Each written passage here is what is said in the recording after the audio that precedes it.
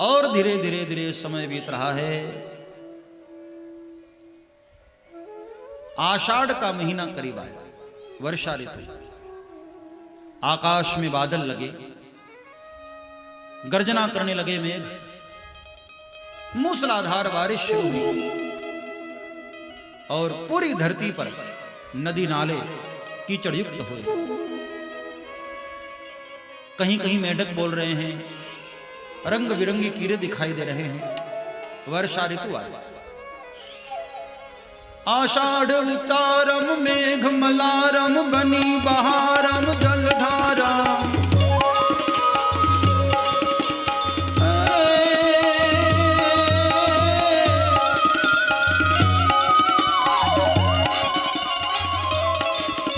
आषाढ़ उतारम मेघ मलारम बनी बहारम जलधारा। दादुर डकारम मयूर पुकारम तड़िता तारम विस्तारम। नालही समारम व्यास अपारम नंद कुमारम निरिख्यारी। राधे प्यारी मैं बलिहारी गोकुल आओ गिरधारी। मारा गोकुल आओ गिरधारी। मारा गोकुल आओ गिरधारी।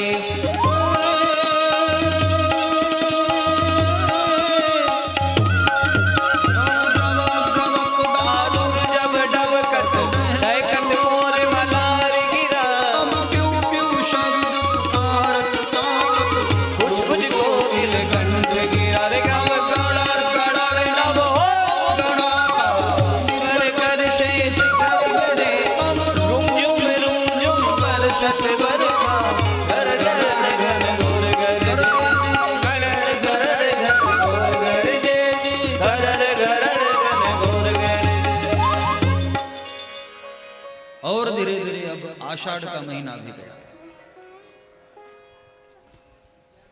हमारे यहां वृंदावन की जो रीति है, आषाढ़ के बाद श्रावण और श्रावण के बाद भादों में कृष्ण है। श्रावण बरसे भादव गरजे। पवन चले पुरबाई। रघुबर की सुधि आए। रघुबर की सुधि आई मोरे राम। रघुबर की सुधि। श्रावण का महीना आया। बारिश तो है लेकिन रिमझिम बारिश, फुहारे हैं बारिश। और धीरे धीरे धीरे श्रावण भी गया। अब भादों का महीना। ये वृंदावन के हिसाब से मैं कह रहा हूं, गुजरात के हिसाब से तो श्रावण में ही कन्हैया आ गया। भादों का महीना आया। प्रथमा तिथि। यहां से कन्हैया की इंतजार और तेज हो गई। मेरे प्रीतम बहारें आ रही हैं, अब तो आ जाओ। आओ हम सब लोग भगवान को पुकारते हैं, कन्हैया हमारे फतेहपुरा में जल्दी से जल्दी आ जाए, इस भावना के साथ। घटाएं आसमां पर छा रही हैं, अब तो आ जाओ। घटाएं आसमां पर छा रही हैं, अब तो आ जाओ। मेरे प्रीतम बहारें आ रही हैं, अब तो आ जाओ। मेरे प्रीतम बहारें आ रही हैं, अब तो आ जाओ। महीना लग गया श्रावण का, गोकुल में पड़े झूले। महीना लग गया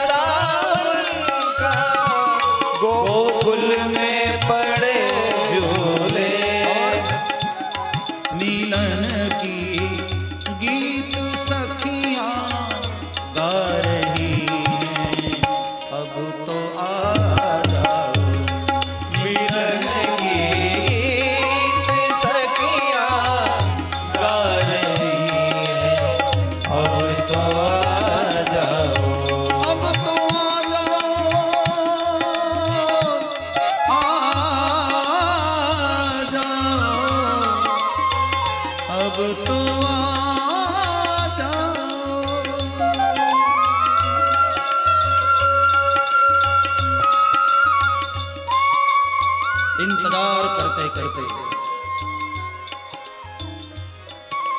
भादव का महीना और द्वितीया तिथि, तृतीया, चतुर्थी, पंचमी, षष्ठी, सप्तमी और अब आ गई अष्टमी। अष्टमी तो आ गई लेकिन कन्हैया नहीं आई।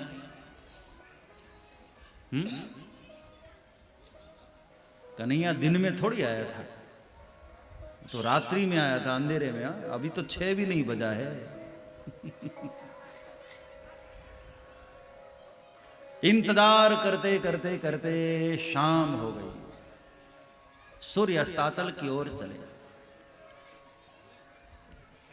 जाते जाते सूरज ने मथुरा वासियों से कह दिया कि अब मैं तो जा रहा हूं, तुम्हारा सूरज अब पीछे से उदित होगा। और रात्रि ठीक 12 बजा। 12 बजते ही अचानक जेल में प्रकाश का पुंज हुआ। बोलिए चतुर्भुज नारायण भगवान की जय। 4 भुजाओं में परमात्मा का प्रागट्य हुआ। चतुर्भुजम शंख गदा युधायुधम। देव की मैया तो भगवान को एकटक देखती रह गई। बड़ी प्यारी स्तुति गाई, लेकिन फिर भगवान को मैया ने कहा कि प्रभु, आपने तो वादा किया था पुत्र बनकर आएंगे, ये इतने बड़े होकर आप आए हैं, कोई कैसे कहेगा कि आप मेरे पुत्र हैं? भगवान ने कहा मैया, यदि मैं छोटा हो गया ना तो मेरी रक्षा तुम लोगों को करनी पड़ेगी। वसुदेव ने कहा लेकिन पुत्र हम कैसे कर पाएंगे, हमारे तो हाथ पैर बंधे। तो भगवान ने ही उपाय बताया कि बाबा, मुझे स्पर्श करते ही आपके सारे बंधन टूट जाएंगे। मैं छोटा तो हो जाता हूं, लेकिन मुझे यहां रखना मत, नंद बाबा के घर पर मुझे पहुंचा दो और वहां से कन्या लाकर के कंस को दे देना। जो आज्ञा प्रभु। और भगवान बालक बने। बोलिए बाल कृष्ण लाल की जय। और टोपले में रखा। जैसे ही वसुदेव जी ने स्पर्श किया, हाथ की हथकड़ियां टूट गई, पांव के बंधन टूट गए और वसुदेव जी गोद में सिर पर लेकर के भगवान को चले हैं। सारे सैनिक सो चुके हैं, सारे द्वार अपने आप खुलते जा रहे हैं, सारे ताले टूटते जा रहे हैं। लेकर जल्दी से जेल के बाहर चले गए। और जैसे ही बाहर गए, हल्की हल्की बारिश की फुहारें होने लगी। मंदम मंदम जलधरा। शेषनाग ने सोचा कि अभी इतना उत्सव मनाया जाना है और लगता है बाबा कन्हैया को बीमार करके मानेंगे। तो शेषनाग ने अपनी विशालकाय फणे से छत्र बना लिया और पीछे पीछे चलने लग गए। जैसे ही जमुना जी में प्रवेश किया, जमुना भी बड़ी प्रसन्न हुई कि आहा, मेरे प्राण प्रियतम जा रहे हैं छोटे बनकर, मैं भी दर्शन करूंगा। देखो तो सही कि छोटे में मेरे पति देवता कैसे लगते हैं। तो जमुना ऊपर आने लग गई। कन्हैया ने सोचा कि जमुना भी बावरी हो गई है, इसको पता नहीं कि पति का दर्शन तब होगा जब ससुर जी पूरे डूब जाएंगे। इसलिए भगवान ने अपना चरण नीचे कर दिया। यमुना ने चरण स्पर्श कर लिया और नीचे आ गई, मार्ग दे दिया। वसुदेव महाराज नंद बाबा के मुख्य द्वार पर पहुंचते हैं गोकुल में, और सीधे नंदरानी जी के महल में वहां अपने लाला को मैया के बगल में सुला दिया। लाली को लेकर के वसुदेव महाराज आए हैं और जैसे ही कंस के कानों में ये सूचना गई कि 8वीं संतान आ गई, और आधी रात को ही कंस हाथ में खड्ग लेकर के आया। कहां है मेरी बहन का 8वीं संतान? देव की मैया ने कहा भैया ये तो अबला है, क्या मारेगी तुझे? कंस ने कहा कि अबला कब सबला हो जाए कोई भरोसा नहीं है। और हाथ से छीन करके जैसे ही पटक कर मारना चाहा, वो कन्या आकाश में उड़ गई और ठहाका मारकर हंसते हुए कहा कि रे दुष्ट कंस, तू मुझे क्या मारेगा? तुझे मारने वाला तो कब का ब्रज में जन्म ले चुका। कंस ने कहा कि देवी जी कहां जन्मा वो तो बता दो। बोलो चिंता न कर, वो तुझे खोजता खोजता तेरे घर खुद ही आ जाएगा। शांति से प्रभु को आने दिया जाए। और ये मथुरा की बात हुई। अब चलते हैं वृंदावन, गोकुल, जहां लाला का उत्सव मनाया जाना है। आज नंद जी की छोटी बहन सुनंदा, ये नंदरानी जी के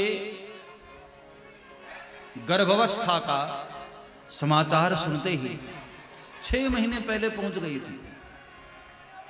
जैसे ही सुना कि लाला होने वाला है, 6 महीने पहले से पहुंची हुई थी। और यहां आज सुबह सुबह नंदरानी जी के महल में गई। जैसे ही जाकर देखा कि एक लाला सोया हुआ है, आहा, फिर तो बेलन से थाली बजाती हुई भागी, भैया बधाई हो। और नंद बाबा ने जैसे ही सुना कि लाला भयो है, नंद बाबा ने तुरंत 108 यमुना में डुबकी लगाई और श्रृंगार सजे और ग्वालों वालों के साथ पहुंचकर सब्सक्राइब करें श्री चिन्मयानंद बापू जी के YouTube चैनल को और हमारे वीडियोस को सबसे पहले देखने के लिए बेल आइकॉन को दबाना न भूलें।